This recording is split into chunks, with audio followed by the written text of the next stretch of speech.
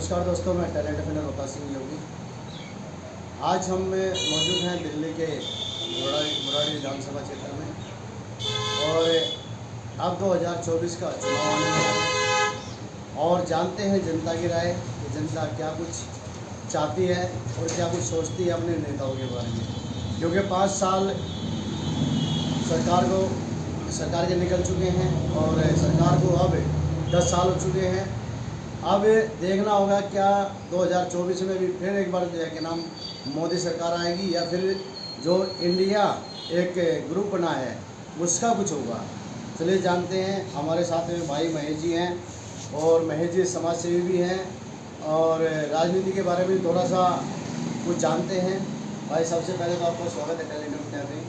और अब 2024 आने वाला है, क्या कहेंगे आप? देखो 2024 आने वाला है, मेरा तो यही कहना है कि अपना जो हंसराज जी हमारे वहाँ से सांसद जी हैं वो लापता हैं। सर आप तो नल्ला विधानसभा में पहुँच गए। मैं नल्ला विधानसभा में हूँ, ऑफिस मेरा बुराड़ी विधानसभा में है। अच्छा, बुराड़ी विधानसभा में है ऑफिस है, लेकिन मैं अपने क्षेत्र की बात भी करूँगा कि हमारे वहाँ से जो सांसद जी हैं हंसराज जी हैं। अच्छा, यहाँ जो मनोज तिवारी हैं यहाँ ये भी लापता ही है। बीजेपी के यहाँ आस-पास में जितने भी सांसद हैं वो लापता ही हैं। और जो विधायक हैं, ये मैं आपको बताना चाहूँगा, मनोज तिवारी जी हैं। विधायक आते हैं आपके पास? विधायक काम करा रहे हैं क्षेत्र में काफी। आपके पास आते हैं, आप कह रहे लापता है, सांसद को आपने लापता है। आप पहले सांसद के बारे में पूछोगे या विधायक के बारे में पूछोगे? अब आप पहुँच गए, देखिए आप यहाँ से पूछ गए कि नल्ला पहुँच गए। तो मैं आपको यहाँ के बारे में बताऊंगा। मनोज तिवारी जी जो आप कह रहे हो, हाँ। मनोज तिवारी जी भी वही काम है जो हंसराज जी का आएगा। ठीक है, दोनों ही नाचने गाने वाले हैं। हाँ। ठीक है, और मोदी जी को ऐसे ऐसे बहुत नमूने मिले हुए हैं हाँ। जो मोदी जी के नाम पे सत्ता में आ गए और पब्लिक के बीच से वो गायब है। आपने कहा नाचने गाने वाले, टैलेंट दिखाने गलत बात है। टैलेंट दिखाना चाहिए ना। अब वो सांसद बन गए हैं हाँ। तो पब्लिक के बीच में आके अपना टैलेंट दिखाए ना। तो टैलेंट तो दिखा रहे हो, कहीं भी मौका मिल जाता है तो कुछ ना कुछ गाने लग जाते हैं। और नाचने गाने जैसे का वो, मतलब क्या नाम, मनोज तिवारी जी हैं, और जब लगाए ले जब लिपस्टिक लॉलीपॉप लागेला, वो है नहीं, वो करते क्या वही तो कर रहे हैं। वो नाचने गाने का काम ही कर रहे हैं। अच्छा। अब मेरे को एक बात बताइए, बुराड़ी में उन्होंने क्या काम करा है? एक काम उनका गिनवाइए आप। भाई जनता है, आप बताएंगे, मैं थोड़ी बताऊंगा। मैं तो बता रहा हूँ ना, एक भी काम नहीं करा है। अच्छा, एक भी काम नहीं करा है? एक भी काम नहीं करा है मनोज तिवारी जी ने। अच्छा, तो ऐसे निकल के 5 साल ऐसे निकल गए 5 साल, ऐसे ही पहले निकल गए, ऐसे निकल गए। हॉस्पिटल जो बनाया, हॉस्पिटल उन्होंने बनाया ना, वो किसने बनाया? वो शीला दीक्षित ने बनाया था। शीला दीक्षित ने? उसका उद्घाटन भी करा था। ठीक है, उसके बाद केजरीवाल जी आए, उन्होंने वो कह रहे मैं 200 बेड से मैंने 800 बेड कर दिए हैं। ठीक है, उद्घाटन अब जो करा है वो केजरीवाल जी ने कराएगा, उसमें मनोज तिवारी जी का कोई योगदान नहीं है। इनका काम एक ही है, जो सिग्नेचर ब्रिज जो बनाया था वो कांग्रेस के टाइम से बनना शुरू हुआ था और लगभग 90% काम हो चुका था। उसके बाद वहाँ पे कभी बीजेपी वाले जाके मनोज तिवारी जी कह रहे हैं कि हमने बनाया है, कभी कह रहे हैं जी आम आदमी पार्टी हमने बनाया। ठीक है, बनाया वो कांग्रेस के टाइम में था। तो ये तो झूठ की फैक्ट्री है। अच्छा, नरेला में क्या किया? नरेला में कुछ नहीं करा, क्या करा है आप बता दो। जो हॉस्पिटल बना दिया, उन्होंने कहा है हमने कौन सा हॉस्पिटल बनाया? आयुर्वेदिक का इनके जो हॉस्पिटल जो बनते हैं ना, हॉस्पिटल जो बनते हैं वो कागजों में ही बनते हैं या फिर चुनाव रामदेव चौक के ऊपर बताया दिया उन्होंने, आयुष मंत्रालय ने एक बहुत बड़ा हॉस्पिटल खोल दिया वहाँ पे। हमारा गांव हिरण की है। ठीक है, आज तक वहाँ चौपाल नहीं है। ना कांग्रेस के टाइम से बनी हैगी। ठीक है, अब आम आदमी पार्टी भी आ गई, बीजेपी भी आ गई हैगी। कई बारी लेटर दे चुके हैं हम गाँव वाले। ठीक है, जगह भी उनको दे चुके हैं कि ये जगह है, वो जगह निकलवा नहीं पाए हैं। उस जगह पे कब्जा कर रखा है जी लाला पैसे खवा देता है, वो जगह फिर वो ऐसी रहता है। जगह कैसे? ग्राम सभा की? कैसे ग्राम सभा की है, केवल ग्राम सभा है। तो उसके कश्मीरी कॉलोनी के सामने ये मैं जो जगह है वो कश्मीरी कॉलोनी के ठीक सामने है, ऑन रोड है, 1.5 बीघे जगह है। तो वो आप लोग जो है एसडीएम को कभी जो है ना वो नहीं देते, आपको सबूत नहीं देते? दे रखे हैं। मैंने संदीप जी के टाइम पे जब यहाँ से सांसद थे, जब मैंने लेटर लगाया था तो उन्होंने जगह पे बोर्ड भी लगवा दिया था। अच्छा। फिर उसके बाद वो बदल के उस टाइम दौरान फिर उसके बाद हमने भी लगाई एप्लीकेशन है। उसके बाद फिर उन्होंने लाला ने पैसे खिला कर वो फिर काम खराब करवा था वहाँ से। भ्रष्टाचार में चल रहा था। तो अब 2024 आ रहे हैं, ऐसे तो केजरीवाल जी ने भी जो 45 करोड़ का बनाया था। जो भी है केजरीवाल हो चाहे कोई 10 भी लाख हो, रुपए तो जो लेटरिन की वो सीट 10 लाख की सीट पे बैठते हैं हैं? वो ईमानदार मान रहे थे कि भाई मैं जो है ना बंगलो नहीं लूँगा, मैं गाड़ी नहीं लूँगा, मैं स्कूटी नहीं लूँगा, अब सब कुछ ले लिया। हाँ, तो बंगला भी ले लेना, बंगला बना लिया ना उन्होंने। बंगला के उन्होंने तो पूरी आज तक किसी ने बंगला ऐसा बनाया नहीं, ऐसा बंगला बना लिया। बंगला लिया नहीं उन्होंने, बना लिया। एक कहावत है, चोर चोर मुसेरे भाई, ठीक है। तो पब्लिक के बारे में क्यों नहीं सोच रहा है? का आपको क्या लगता है दोबारा कांग्रेस? नहीं, अभी मिलक नहीं रहा कांग्रेस आएगी, लेकिन बीजेपी वालों ने भी जमीन पे जो काम होना चाहिए था वो काम कर नहीं होगा। मतलब आपके जो है किस सरकार की मैं तो ये चाहता हूँ कि भाई सरकार कोई भी नहीं है, सरकार मैं कहूँ जो कैंडिडेट आता है वो ऐसा देखो जो पब्लिक के बीच का हो। अपने अब जैसे हंसराज हंसी है, पंजाब में पहले वो कांग्रेस में थे, वो कांग्रेस के बाद अकाली दल में चले गए, वो अब लगा बीजेपी का हवा चल रही तो 2014 में, तो उसमें आगे तो वो अब सांसद बन गए। तो ऐसा कैंडिडेट हो जो पब्लिक के बीच का हो, जो लोकल हो, जो कम से कम भी हमारे क्षेत्र का हो। जैसे करम सिंह कर्मा जी यहाँ भी लगे हुए हैं, वो हमारे क्षेत्र के हैं, और मेरे ख्याल में पूरी दिल्ली में उनका नाम लिया कैंडिडेट बीजेपी से ही है। अगर वो आते हैं, उनको टिकट देती है तो हम सपोर्ट करेंगे, अगर कुछ जिता के चलेंगे। अच्छा, तो आप करम सिंह कर्मा जी के लिए कर रहे हैं? नहीं, मैं एक ऐसा कैंडिडेट जो पब्लिक के बीच में है, आज डेट में काम कर रहा है। अभी कल का प्रोग्राम था रोहिणी में, वाल्मीकि जी का, हाँ वाल्मीकि जयंती जी का, तो वो बहुत बड़े लेवल पे मनाते हैं, अक्सर मनाते हैं। तो आप गए थे सुन? नहीं, कल मैं जा नहीं पाया, लेकिन हमें चाहते हैं कि ऐसा बंदा बने जो पब्लिक के बीच का हो, जिसको लोग जानते हो। मतलब जो वाल्मीकि जयंती मना सके, वो ऐसे वाल्मीकि जयंती मना सके, समाज के लिए कुछ कर सके। यहाँ आसपास में हमारे गांव में मंदिर बना था, कर्मी जी ने वहाँ भी काफ़ी पैसे दिए थे, और जगह भी प्रोग्राम होता है वहाँ पैसे देते हैं और आते भी हैं। अभी जो है आपकी बात जो है सरकार तक पहुंचाने की पूरी कोशिश करते हैं। आप सरकार से क्या कहना चाहेंगे? आप क्योंकि देखिए, इधर अगर कोई जीतता है आम आदमी पार्टी से तो वो जीतता है केजरीवाल के नाम से, अगर उधर कोई जीतता है तो वो जीतता है मोदी के नाम से। तो आप दोनों को क्या संदेश देना? मैं तो यही कहना चाहूँगा कि अगर अब की बार हमारी नेला विधानसभा से वहाँ से जो सांसद आएगा, जो टिकट लेके आएगा, अगर वो लोकल कैंडिडेट होगा तो उसको सपोर्ट करेंगे, नहीं तो उसको बुरी तरह हराएंगे, बुरी तरह आ जाए। बुरी तरह हराएंगे। ये किसी पार्टी की बात नहीं कर रहा मैं किसी पार्टी में नहीं हूँ आज डेट में मैं, लेकिन मैं एक जनता की आवाज़ आपको बताना चाह रहा हूँ। ऐसे बंदे को दो, जो बंदा आए और क्षेत्र में आके काम करे। तो आम आदमी पार्टी से राखी बिरला थी, राखी बिरला MLA है, एमपी के लिए लड़ी। नहीं, जो MLA है, MLA का काम पूरा देख लें, उसके बाद आए। पहले क्षेत्र में जो MLA का काम है उसको तो पूरा करें, जब वो एमपी के लिए लड़ी थी भाई, उसको क्यों हरा दिया फिर? वो तो लोकल ही थी ना, वो देखे नाम एक क्लस्टर एरिया से निकल के आई थी। उसका भी जवाब मेरे पास में। वो उस लेवल की नेता नहीं थी एक सांसद मंच पे। अच्छा, उसका लेवल उधर लोग वाग बीजेपी को ज़्यादा सपोर्ट कर रहे थे, इसमें से केजरीवाल का तो कोई मानना ही नहीं था। एमपी का मतलब एमपी चुनाव में आम आदमी का महत्व नहीं है, बिल्कुल नहीं। आप आगे भी नहीं है या अभी भी नहीं? कोई कब नहीं बताएगी ना, आगे भी आगे कब नहीं बताएगी। कैंडिडेट देखिए, कैंडिडेट कौन अच्छा है। अब हंसराज हंसा आएगा तो फिर उसको कौन जिताएगा? वो तो लापता हो रखे हैं। चला पता है। तो अब आप कुछ कहेंगे हंसराज जी को? हंसराज जी से यही कहूँगा, हंसराज जी अब आपका टाइम चला गया है, दोबारा टिकट मांगने की कोशिश ना करें। दोबारा टिकट मांग के 5 साल में कभी आपको गीत सुनाया उन्होंने कोई? नहीं, चलो अगर काम नहीं कराना है, कम से कम गीत तो सुनाने आए होंगे ना। न्यूज़ उस पर देख लेते हैं पहले, तो टीवी पे देख लेते हैं। टोटे टोटे पे देख लिया पहले वाले हैं, पहले वाला देख लिया। टोटे टोटे। मतलब अब आप देख रहे हैं, ये है जनता की आवाज़।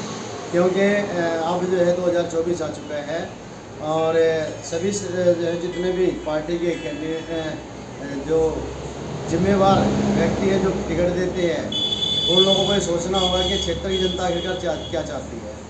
क्योंकि सबसे ज़्यादा ज़रूरी चीज़ है, अगर वो जो भी कैंडिडेट उतारा जाए, अगर वो क्षेत्र की समस्याओं से अवगत नहीं है, अगर उसको कोई भी जानकारी नहीं है क्षेत्र की समस्या की, और क्या कुछ जनता चाहती है और लोगों में कितना उसका जुड़ाव है, जब तक ये चीज़ नहीं देखी जाएगी तब तक कोई फ़ायदा नहीं होगा। क्योंकि किसी भी क्षेत्र का विकास जब ही हो सकता है जब उस क्षेत्र की समस्या से स्वयं वो व्यक्ति भी जूझता होगा, जो MLA या MP बनकर सामने आता होगा। क्योंकि उसको पता है कि हमारे क्षेत्र के अंदर क्या कुछ समस्याएं हैं और किन समस्याओं को मुझे सोल्व करना चाहिए। क्योंकि सुबह से लेकर शाम तक हम इन्हीं चीज़ों से निकलते हैं। अगर हम कहीं जाम की स्थिति में फंसते हैं तो वो भी, अगर कहीं MP अगर उससे जाम में फंसता होगा रोज़ डेली, तो उसको पता है अगर किसी बीमारी के लिए, अगर इलाज के लिए अगर कहीं भटकना होता होगा तो वो उसको भी पता होगा कि इलाज के लिए कहीं भटकना कैसे कैसे पड़ता है और कैसे लोग लाइनों में लगकर कैसे जो है अपना इलाज कराते हैं और किस हॉस्पिटल के अंदर क्या सुविधाएं हैं क्या नहीं है। क्योंकि जैसे मैं आपको बता दूं, अब यहाँ पर बुराड़ी के अंदर एक हॉस्पिटल खोल दिया गया है जो पहले 200 बेड का था। अब दिल्ली सरकार ने कहा कि इसको हमने 800 बेड का कर दिया। अब सोचने वाली बात है कि वो 600 बेड के लिए जगह आखिरकार कैसे बनाई गई है, क्या रबड़ थी जिसको खींच दिया गया। ये बड़ा मतलब जो चौंकाने वाला एक वो है। उसके साथ साथ में जो है नरला के अंदर सत्यवादी राजा रिश्तेदार अस्पताल है जो पूरे एनसीआर के अंदर एकमात्र एक ऐसा संजीवनी है जो लोगों की उम्मीदें होती है। अगर उसमें जो है डिलीवरी केस अगर कोई चला जाए तो उसको वहाँ रोका नहीं जाता, उसको तुरंत वहाँ से जो है डिलीवरी कर दिया जाता है। डिलीवरी केस को डिलीवरी कर दिया जाता है ताकि आगे जो है उसको यहाँ रखने की आवश्यकता नहीं है। अगर कोई इमरजेंसी केस अगर ऐसा आ जाता है तो वहाँ पे ऑक्सीजन की जो है बहुत ज़्यादा कमियाँ हैं और भी बहुत सी जो है जो इमरजेंसियाँ पड़ती हैं, ऐसा कोई वहाँ पे ऐसा कोई वो नहीं है जो जिसकी वजह से कि वहाँ इमरजेंसी केस को तुरंत हैंडल कर लिया जाए। तो यहाँ ऐसी चीज़ें जो है जो क्षेत्र का व्यक्ति जो इन चीज़ों से जूझता होगा वही समझ सकता है कि हमारे क्षेत्र को किस चीज़ की आवश्यकता है। बहुत सी चीज़ें जो है नहीं हुई है जो होनी बाकी हैं, क्योंकि अगर देखा जाए तो हमारा बुराड़ी और नरला विधानसभा और ये आपको मैं कह दूँ सांसदीय क्षेत्र भी उत्तर पश्चिमी और पश्चिमी ये दक्षिणी क्षेत्र जो है ये पूरी तरह से जो पिछड़ा हुआ है। क्योंकि जिस तरह से डेवलप होना चाहिए वो डेवलप यहाँ पर नहीं हुआ है। उसका मुख्य कारण यही है कि एक तो यहाँ पे जल भराव की जो स्थितियाँ रहती हैं, यहाँ सबसे बड़ी बात है कि जो इंजीनियर आते हैं वो इंजीनियर ऐसे हैं कि उनको यही नहीं पता कि इसका लेवल लेकर किधर जाना है। वो उल्टे गंगा पहाड़ चढ़ाने की कोशिश करते हैं जिसकी वजह से वो नाले बैग मारते हैं और सीधा आके फिर वही गलियों के अंदर उसको ओवरफ्लो होने के बाद वो वहाँ भर जाता है। तो ऐसे इंजीनियरों पर भी उन नेताओं को थोड़ा सा ध्यान रखना होगा कि कम से कम उस क्षेत्र की पहले जाके जानकारी ले लें कि आखिरकार हमें इस नाले को अगर इधर निकाल रहे हैं या इस सड़क को उनका जो है चलाव किसी तरफ कर रहे हैं। अब जैसे नेशनल हाईवे है, नेशनल हाईवे के ऊपर भी आपने देखा होगा नालों को बीच में बना दिया जाता है। नाले बीच में बनने का से औचित्य क्या है? क्योंकि अगर नाला बीच में है तो उसका जल भराव जो है बीच में होगा और वो नाले खुलते नहीं है। यही नहीं, एक जगह की बात नहीं करेंगे हम, ऑल इंडिया में आप कहीं पर भी चले जाइए आपको हर जगह नाले बीच में मिलेंगे। और कोई भी नाला, मैं गारंटी के साथ कह सकता हूँ, अपनी पूरी जिम्मेवारी के साथ कह सकता हूँ, आप नेशनल हाईवे किसी भी जगह चले जाइए पूरे इंडिया के अंदर, अगर एक भी नेशनल हाईवे का नाला कंटिन्यू चलता मिल जाएगा तो जो सरकार कहेगी हम उसकी जो है भरपाई करने के लिए तैयार हैं। लेकिन पूरी तरह जांच कीजिए पहले, क्या वो पूरी तरह से जल निकासी के लिए तैयार है या नहीं है। क्योंकि बना तो दिए जाते हैं लेकिन उसके बाद उनका कोई रख रखाव नहीं होता है। सबसे पहली बात है कि उसको बीच में डालना ही गलत है, क्योंकि बीच में डालना, साइड की जो पट्टी है उसका भी आपने बीच में डाल दिया और जो बीच हाईवे है उसको भी आपने बीच में, सर्विस रोड को, बीच वाले रोड को, दोनों को जो आपने बीच में डाल दिया, इसकी वजह से वो नाला ओवरफ्लो होकर फिर जो है सड़क को तोड़ता है और जिसकी वजह से रोड भी धंस जाता है, कई दफ़ा गहरे गड्ढे हो जाते हैं और आने जाने वाले वाहन भी जो है उसमें बहुत ज़्यादा नुकसान होता है और कुछ वाहन चालकों की तो बेचारों की जैसे दुर्घटनाएं मौत भी हो जाती है।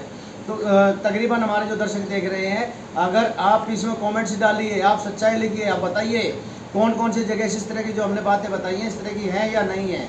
ये हम अपने चैनल के माध्यम से आप लोगों तक पहुंचा रहे हैं। और जैसा महेश जी ने कहा कि क्षेत्र का ही अगर कैंडिडेट हो जो क्षेत्र की समस्या से पूरी तरह से अवगत हो तब उसको जो है क्या नाम, इस क्षेत्र की जो है। लेकिन अब जहाँ तक देखा जाए मनोज तिवारी को तकरीबन जो है 10 साल होने वाले हैं, तो मनोज तिवारी को तो शायद जो है पूरे क्षेत्र की जानकारी हो चुकी होगी, तो उनको तो वापसी भेजना गलत हो जाएगा।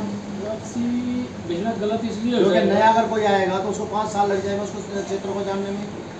जरूरी नहीं है कि जो नया आएगा अगर वो जानना चाहेगा, क्षेत्र में लोग भी जो भी कार्यकर्ता भी समस्या तो वही बताएंगे ना। तो क्षेत्र से जुड़ा हुआ होना चाहिए, जुड़ा होना चाहिए। ऐसा कोई व्यक्ति है आपकी नज़र में? आपने नरला का तो बता दिया है, आपने उत्तर पश्चिम का जो बता दिया, अब इधर का भी बता दीजिए। ऐसा नहीं कि मैं बीजेपी का से मेरा कोई लेना देना नहीं, फिर भी बीजेपी में बहुत कैंडिडेट हैं ऐसे। उत्तर पूर्वी है ना ये लोकसभा, इसकी भी तो आप बता दीजिए। इसमें भी है कैंडिडेट अब तो बीजेपी वाले ज़्यादा बताएंगे जो ये कार्यकर्ता हैं। अच्छा, बीजेपी वाले बताएंगे, आम आदमी पार्टी वाले नहीं। आम आदमी अच्छा, पार्टी वाले एक जो दल बना है, एक दो दल बना हुआ है, इंडिया के दल नाम से बनाया गया है, क्या ये लगता नहीं कि नाम गलत रखा गया है? बिल्कुल तो रखा हुआ है क्योंकि अगर ये दल हारता है तो कौन हारता है? इंडिया का। ये क्या मतलब हुआ? हारेंगे वो लोग और नाम होगा बदनाम।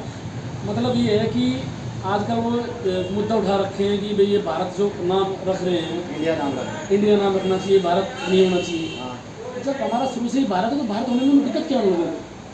वो अपने अपनी राजनीति। नहीं सब करनी अपने चाहिए। अपने ऐसे मुद्दों पे राजनीति नहीं करनी चाहिए। एक तो हमारे जो दिल्ली में जो है अकबर रोड, हुमायूं रोड, ये गंगाने रोड, पुराने रोड, ये सारे वो लोग जिन्होंने हमारे देश पे आक्रमण करा, आक्रमण ठीक है, करा, लूटा। हमारे देश को लूटा, हमारी धानमेटी बीच लूटी, उन्हीं के नाम से आज भी रोड है। ये कितने शर्म की बात होगी।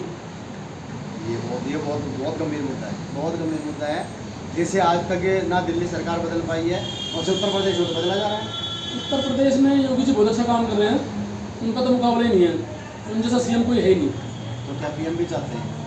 मैं तो अच्छा जाए 2024 में योगी जी को पीएम बना दूँ। अच्छा, वेरी गुड। तो मतलब जो है मोदी जी के बाद योगी जी। हाँ, वो जमीन पे काम करते हैं। मोदी जी काम नहीं करते मेरे हिसाब से जितना काम जो 10 साल का मौका मिला है उस हिसाब से काम नहीं करा। यही काम है। तो उनके मुकाबले योगी जी, मोदी जी। क्योंकि मैं बताता हूँ आपको, मैं हमारा जो मोदी जी थे 2014 से पहले कहते थे कि भाई हमारा रुपया आईसीयू में है, मोदी जी ने उसको मर्डर कर दिया है। अच्छा, $64 से 50 में बचा दिया है। किसने बचा दिया है?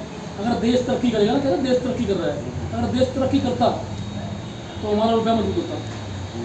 रुपया जिस दिन मजबूत हो जाएगा उस दिन समझ लेना कि देश हमारा तरक्की कर रहा है। अगर रुपया कमजोर है तो देश हमारा तरक्की नहीं कर रहा है। G20 कराया है, G20 में इतने पैसे लगा दिए, सोचो आप एकदम। छोटे देशों को बुला के अपने यहाँ पहचान। देखो नाम अपने देश का हुआ है, ठीक है, लेकिन जो चीज़ें होनी चाहिए ना वो चीज़ें नहीं हो पा रही हैं। वो नहीं हो पा रहा। जिस दिन मैं बता दूँ आपको, जिस दिन डॉलर कमज़ोर हो जाएगा, रुपया हमारा मजबूत हो जाएगा, उस दिन हमारा देश तरक्की कर जाएगा। चलिए, बहुत बढ़िया बात है, क्योंकि किसी भी देश की तरक्की के लिए उसका पैसा मजबूत होना, उसकी मुद्रा मजबूत होना बहुत बड़ी बात होती है। और महेश जी थे हमारे साथ में, और महेश जी बहुत बहुत धन्यवाद आपका, आपने जो अपना कीमती समय दे दिया। आपका भी बहुत धन्यवाद। और अब मिलते हैं अगले किसी दूसरे क्षेत्र के वोटर से भी कि आखिरकार वो क्या चाहते हैं। चलिए, बने रहे टैलेंट ऑफ गाइस।